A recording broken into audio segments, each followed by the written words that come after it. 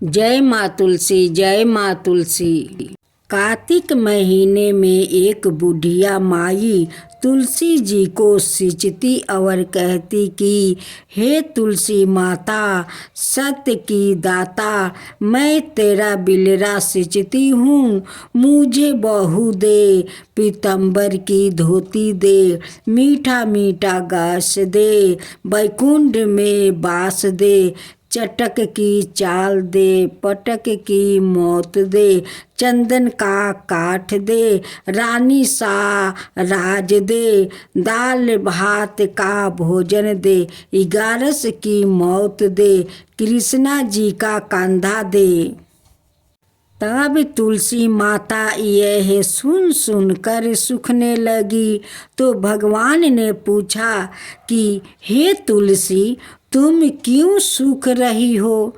तुलसी माता ने कहा कि एक बुढ़िया रोज आती है और यही बात कहे जाती है।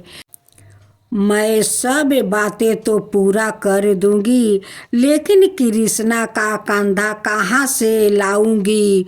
तो भगवान बोले, जब वो मरेगी तो मैं अपने आप कंधा दे दूंगा, तुम बुढ़िया माई से कह देना।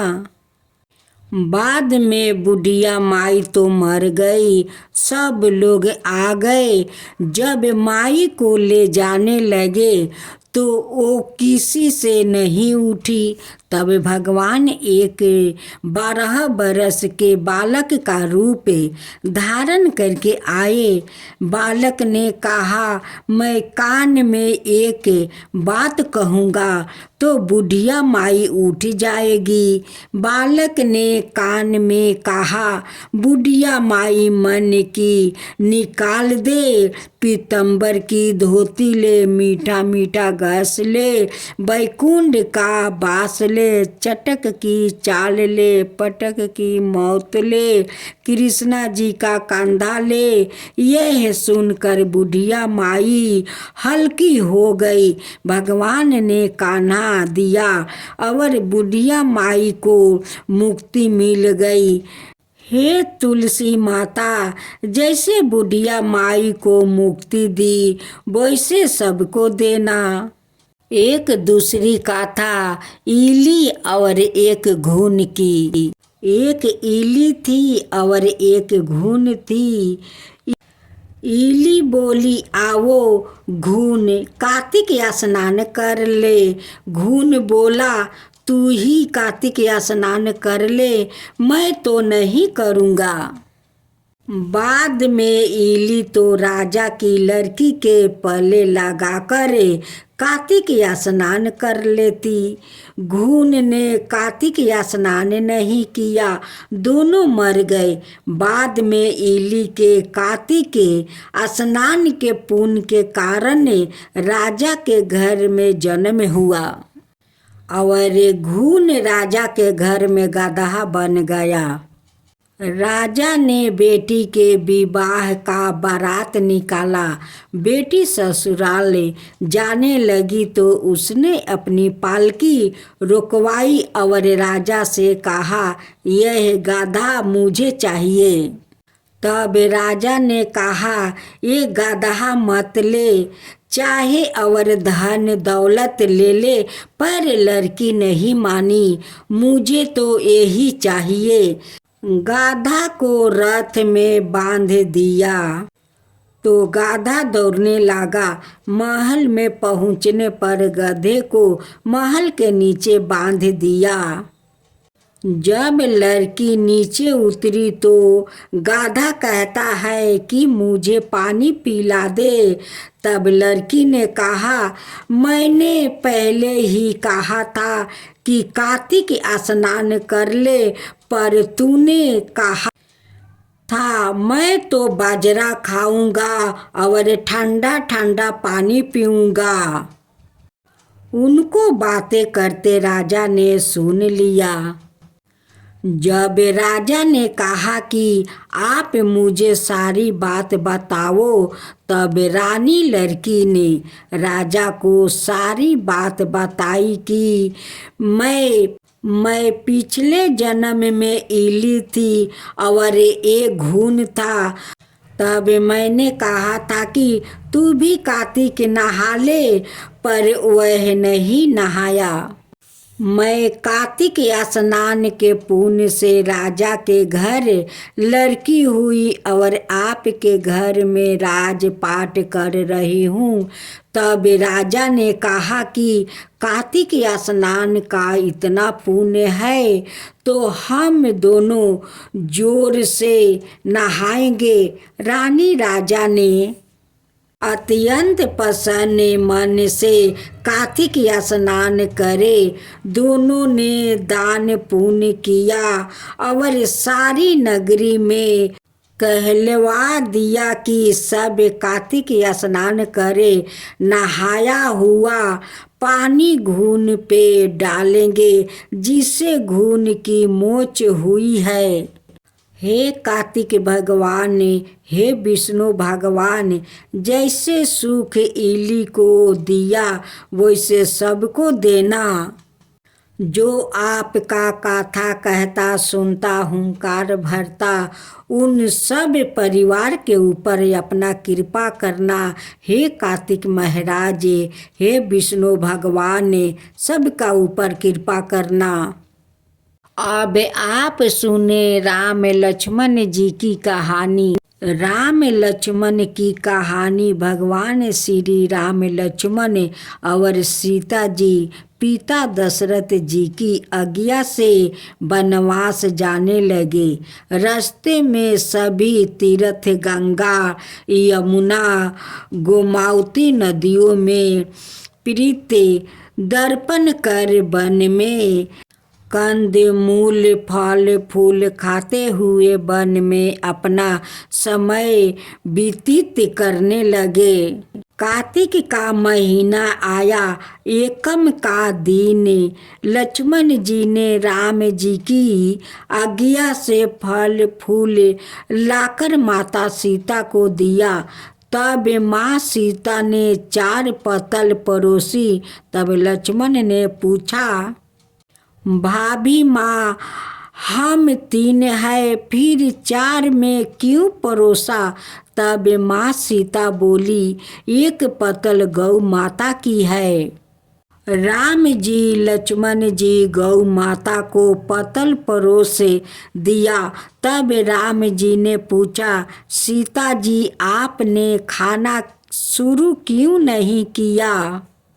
तब सीता माँ बोली, मेरे तो राम कथा सुनने का नियम है। राम कथा सुनने के बाद ही मैं फल ग्रहण करूँगी। तब राम जी बोले, मुझे कथा सुना दो। लक्ष्मण जी बोले, मुझे कथा सुना दो। तब माँ सीता बोली, औरत की बात है, औरत सुने। आप मेरे पति हो, आप मेरे देवर हो, आपसे कैसे कहूँ? तब लक्ष्मण जी ने सोचा, इस जंगल में कौन औरत मिलेगी? तब लक्ष्मण जी ने अपनी माया से एक नगरी का निर्माण किया। उस नगरी में सब सुख सुविधाओं से युक्त थी। उस नगरी में सब चीजें सोने की थी, इसलिए नगरी का नाम सोने नगरी रखा। सभी नगरी निवासियों को घमंड हो गया। उसी नगरी में कोई गरीब नहीं था। जब सीता जी कुएं पर पानी लेने गई और पनिहारिनों से राम राम किया तो कोई नहीं बोली। थोड़ी देर में एक छोटी कन्या आई। सीता जी उसे राम राम बोली और कहा कि बाई, राम कथा सुनोगी क्या? तब वह बोली, मेरे तो घर पर काम है। सीता जी ने कहा, मेरे पति राम और देवर लक्ष्मण भूखे हैं। तब लड़की बोली, मेरी माँ मेरा इंतजार कर रही है। ओ लड़की वहाँ से जाने लगी। तब माँ सीता के क्रोध से सारी नगरी साधारण सी हो गई।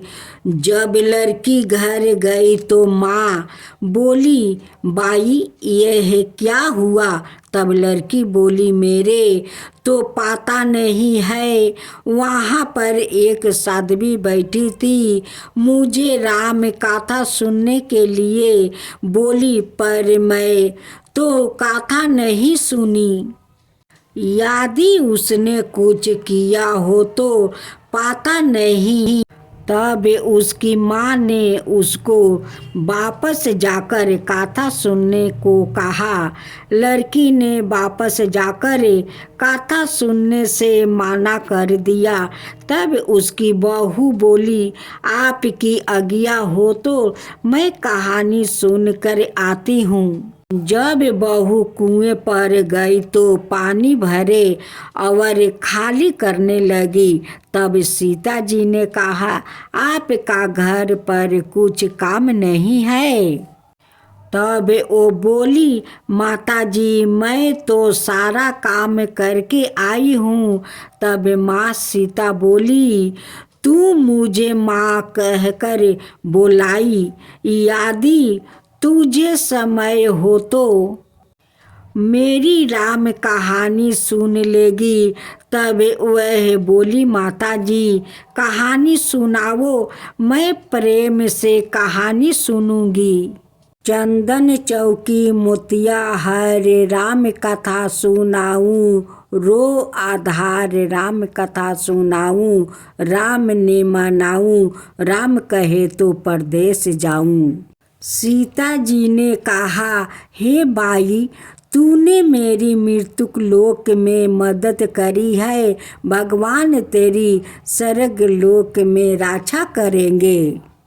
सीता जी ने राम कथा सुनाई, बाई ने कथा सुनी। आबो राम बैठो राम, जल भर झरिया लाई राम।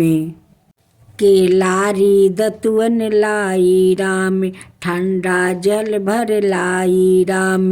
संपाडो पधरावो राम, झलक टोपी लाई राम।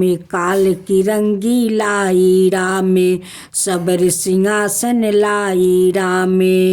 तापर आप बिराजो राम, झालर टिकरा लाई राम। शंख डिबानी गरनावो राम, ही बड़े हीरा शोभे राम। निरखाता मन मोहे राम, चरण शरण में आई राम। शरण अपारी ले लो राम, माखन मिश्री लाई राम। माखन मिश्री अरोगो राम, दूध भर कटोरी लाई राम। मेवा चिरजी परोसी राम, खाती पीठी चखो राम। चरोखो परोखो अरोगो राम, रुच रुच भोग लगावो राम। जो भावे से लावो राम, जल भर झरिया लाई राम। आबो आचमन करावो राम, सया में गमछो लाई राम। हाथ मुँह पोछो राम, पुष्पा सा सेज बिछावो राम। अंतरिया झिरकावो राम, हिंगुलू डोलिया दलाऊ राम। सीता जी चरण दबावो राम, सुख भर सेज पोढ़ो राम। हजारों पंख डोलावो राम, थमे राम महा में राम। रोम रोम में राम ही राम, घट घट माया बिराजो राम। मुख में तुलसी डालो राम, खाली मिजाज कहीं काम। जब बोलो जब राम ही राम, बोलो पंछी राम राम। पूरन होबे मंगल काम।